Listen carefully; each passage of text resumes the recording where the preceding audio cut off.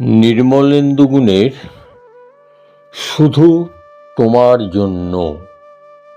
কতবার যে আমি তোমাকে স্পর্শ করতে গিয়ে গুটিয়ে নিয়েছি হাত, সে কথা ঈশ্বর জানেন। তোমাকে ভালোবাসার কথা বলতে গিয়েও কতবার যে আমি সে কথা বলিনি, সে কথা আমার ঈশ্বর জানেন। তোমার হাতের মৃদু কড়া নাড়ার শব্দ শুনে জেগে উঠবার জন্য দরজার সঙ্গে চুম্বকের মতো আমি গেঁথে রেখেছিলাম আমার কর্ণযুগল। তুমি এসে আমাকে ডেকে বলবে, হে উঠো, আমি আমি আর আমি এ কি শুনলাম? এমতো উল্লাসে নিজেকে নিক্ষেপ করব তোমার উদ্দেশ্যে। কতবার যে এরকম একটি দৃশ্যের কথা আমি মনে মনে কল্পনা করেছি, সে কথা আমার ঈশ্বর জানেন।